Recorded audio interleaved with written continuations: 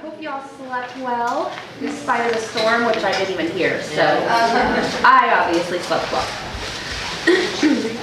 So, for those of you taking notes, if you want a title for my message, it is Embracing the Mess, Striving for Better, Not Perfect. Good morning, and welcome to A Glorious Mess. I'm so glad you all made it. I believe each and every one of you were divinely appointed to be here this weekend.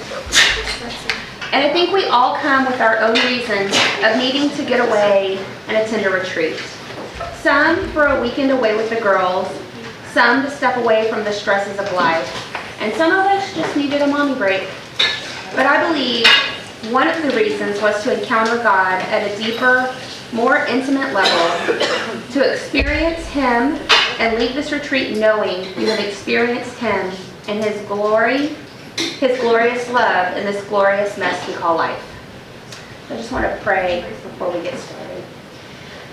Dear Jesus, we thank you for letting us all be able to get away and escape for the weekend and spend some time together, to be able to bond closer with each other and to be able to draw closer to you. God, I just pray that you put your words in my mouth, Lord, and open the ears of everyone receiving your words, God. And I pray that the words that I speak, that you've put on my heart, touch someone's heart, God. Thank you. Amen. So we're just going to focus on one main verse today, Matthew 5:8. I'll be referencing a few other verses, but our main verse is going to revolve around Matthew 5:8. So if you don't mind standing for the reading of this amazingly holy word of God.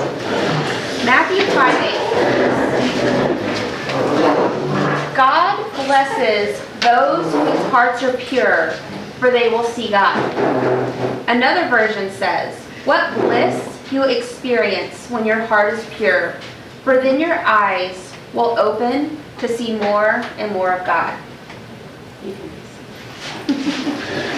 I just think it's so cool to stand up and really acknowledge how powerful God's word is.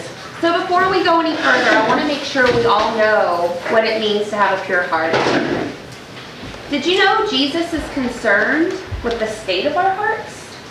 It's not enough for us to clean up our outward self, the parts other people see. Like the old saying goes, it's what's on the inside that counts. Matthew 23:25 through 26 says, great sorrow awaits you religious scholars and Pharisees, frauds and imposters. You are like one who will only wipe clean the outside of a cup or bowl, leaving the inside filthy. You are foolish to ignore the greed and self-indulgence that live like germs within you.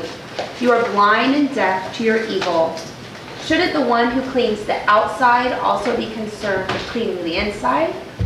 You need to have more than clean dishes. You also need clean hearts. It's a little harsh, I know, but it was Matthew 23:25 and 26. So your heart is what you are in secrecy. Your thoughts, your feelings, your desires, the things no one knows except you and God.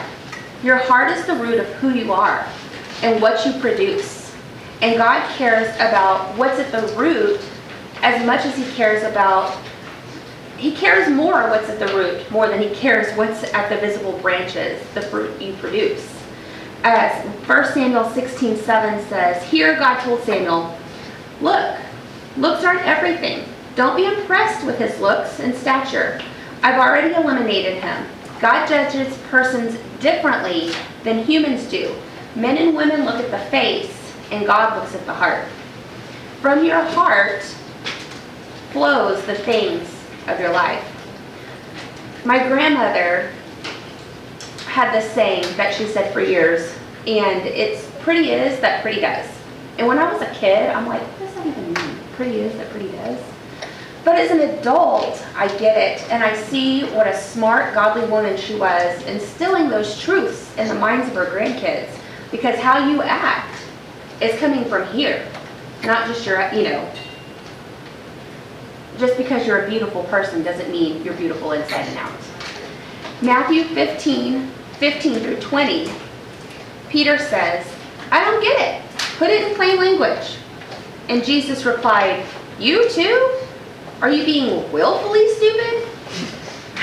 Don't you know that anything that is swallowed works its way into the intestines and is finally defecated? But what comes out of the mouth gets its start in the heart. It's from the heart that we vomit up evil arguments, murderers, fornications, thefts, lies, cussing. That's what pollutes. Eating or not eating certain foods, washing or not washing your hands, that's neither here nor there. Jesus didn't care if you ate with only, your right hand and, didn't do anything with your left hand. He didn't care if you ate this food and not this food. It's what is in here. He could care less about the pettiness.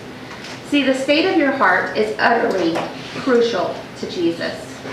Who we are in the deep, private places of our lives is what he cares about the most.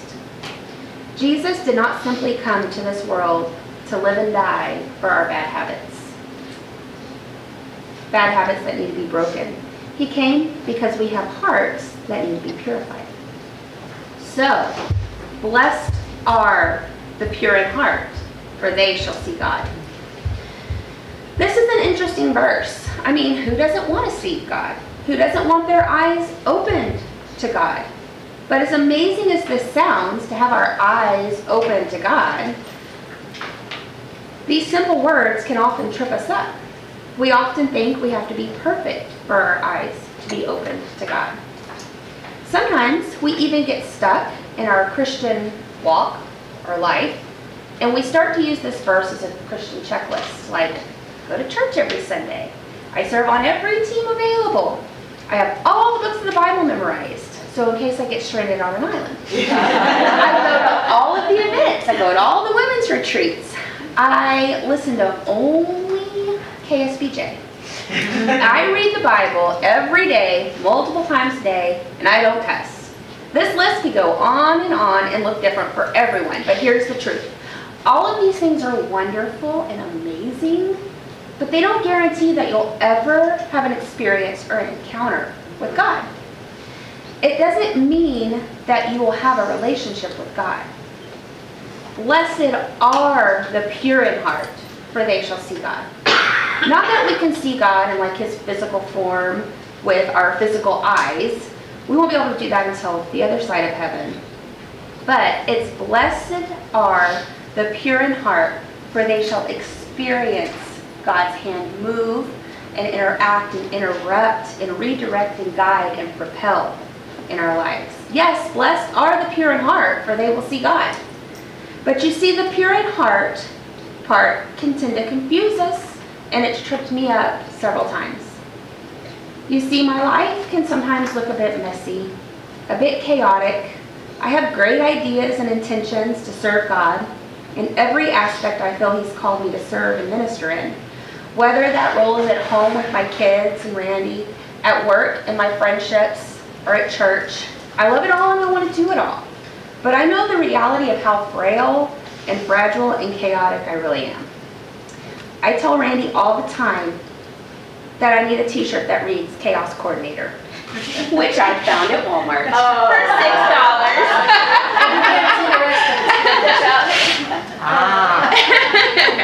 $6. Well, it's a little different, but it goes.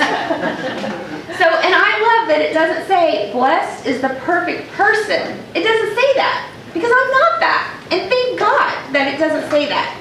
It does not say, blessed are the women who have it all together. Blessed are the women who have a spotless house. Blessed are the women who don't have laundry mountains. Blessed are the women who don't need Chaos Coordinator t-shirts. It doesn't say that. Yes, blessed are those women who are all of those things, but also blessed are the women who are just barely holding it together.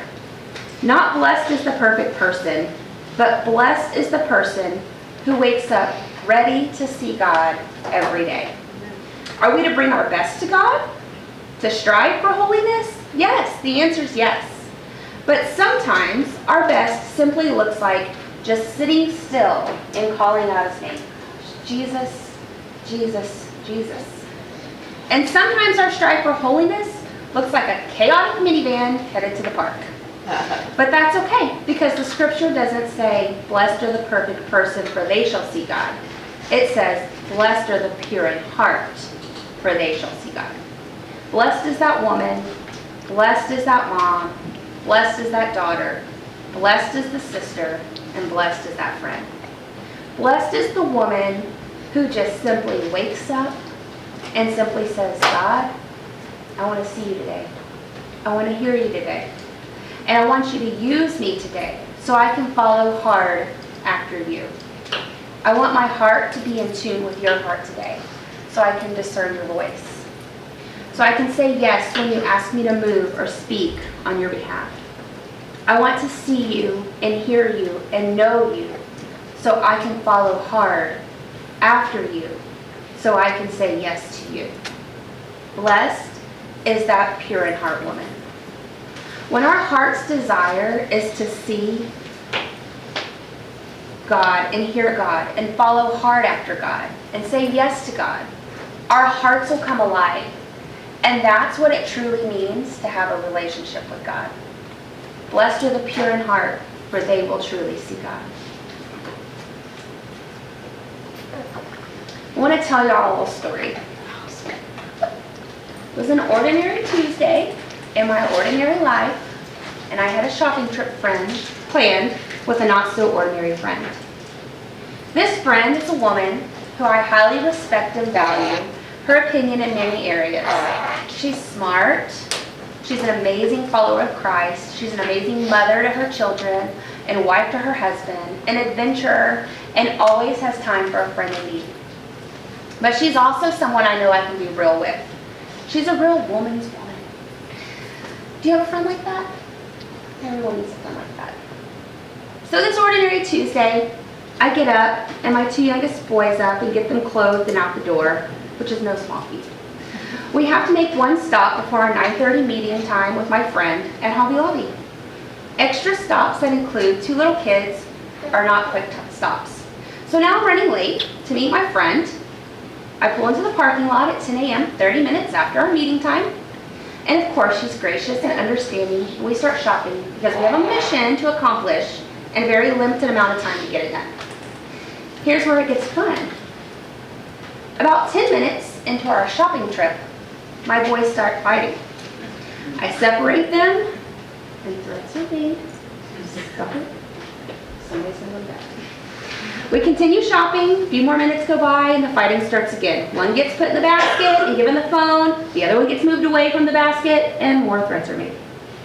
I keep trying to keep my cool, like I have it all together, apologizing to my friend, and if you're wondering, yes, my kids acted like this the entire shopping trip. The entire shopping trip, which was several hours. I do have to add that Ender was not feeling well, running on Benadryl and a prayer, so that didn't help. That being said, he shouted a nice, not so nice word at Xavier. Not a terrible word, but not one I care for him to use, especially in front of my friends. Oh, and then he also proceeded to punch Xavier in the eye. So tears were flowing, and I was pretty sure they were going to be mine next. More apologies were made to my friend. In that moment, I was a mixture of emotions, anger, embarrassment, and disappointment. I stand there thinking to myself how annoyed she must be, how terrible she must think my children are, and what an awful parent she must think I am. I was positive in that moment that her children would never have ever behaved this way. Now, she never said these things to me, or even acted like she was annoyed. That was all me, lost in my own emotions. We check out, load up our vehicles, head to drop off our stuff. We had one more stop to make, and would you believe that she wanted to ride with me in my messy car with my cranky kids? But she did because she's a true friend. It's way past lunchtime and we all need to eat. I take my friend, who deserves a 4-course meal at a 5-star restaurant, to McDonald's. McDonald's. After all she's put up with, I feed her that. But there I was, holding a burger, fry, and Diet Coke offering, And again, she so graciously accepted. We made our last stop, headed back to get her car, unloaded our things, and headed into the building. We started our goodbyes, and I started apologizing yet again for what an awful time I'm positive she had. The words that came out of her mouth stopped me in my tracks and made such an impression on me that I don't think she even knew how that's exactly what I needed to hear. They hit straight into my heart, and they were exactly what I needed to hear. She said, "You know I have 6 kids, right? And you remember I have a 4-year-old also, right?" She went on to say that kids are kids, they have good days and bad days, and that my kids didn't bother her at all. So right then, every emotion I was feeling of unworthy, failure, every ounce I had, everything in me was just like chaotic, vanished. The failure about my parenting skills, how my children acted, what I could have done better, they vanished in that moment with those simple words. Because you see, it says, "Blessed are the pure in heart, for they shall see God." Not blessed are the perfect, for they shall see God. This simple realization has also encouraged me to live my life anchored in the hope of eternity. Anchored in the hope of eternity? What does that even mean? What does it even look like? On one hand, we're called to live life wide awake to whatever is right in front of us. Our people, our family, our kids, our spouse, our parents, our community, and to God's whispers. We've been put here at this exact time in history for a divine purpose. But on the other hand, part of really living and understanding the frailty of life, to really live, we must grasp only having a minuscule amount of time to breathe air into these lungs and wear this beating heart. To really live, we must realize that life is a blink, and we shouldn't dare waste it. Psalms 90:12 says, "Teach us to realize the brevity of life, so that we may grow in wisdom." Another version says, "Help us remember that our days are numbered, and help us to interpret our lives correctly. Set your wisdom deeply in our hearts, so that we may accept your correction." This verse encourages us to anchor ourselves to the hope of eternity and not our circumstances. This verse tells us to live life and live it well. How to maximize our days. It gives us the hope to wake up each morning ready to seek God, ready to hear His voice, and ready to do His will, and ready to follow hard after Him. Hope to not feel inadequate or unworthy, because blessed are the pure in heart, for they will see God. Philippians 3:20 and 21 says, "But we are a colony of heaven on earth, as we cling tightly to our life giver, the Lord Jesus Christ, who will transform our humble bodies and transfigure us into the identical likeness of His glorified body. And using His matchless power, He continually subdues everything to Himself." Don't waste your days hiding from the stuff life throws at you, because life happens. Sometimes it's great, and sometimes it's not. But one thing remains true and steadfast, and that's God's love for you all the time. It never changes, it never fails or decreases. It remains the same forever and ever, through the good, the bad, and the ugly. And all that He asks from us is to follow hard after Him, wholeheartedly. Just like to pray as we end, and then if you guys will come up. I think we're doing ministry time next, right? Okay. No, okay. The iPod stuff. Dear God, I thank You for being here with us today. I hope that You were able to use me as Your instrument for Your words to touch somebody's heart today, God. I hope and pray that someone was encouraged to knock out the self-doubt and inadequate feelings that sometimes as women we carry. God, I pray that you just touch each and every woman throughout this retreat, throughout every message, and just fill them with encouragement and your love. And may we continue to seek and follow hard after you. Amen. If anyone wants to come up for prayer, anybody on the leadership team would love to pray.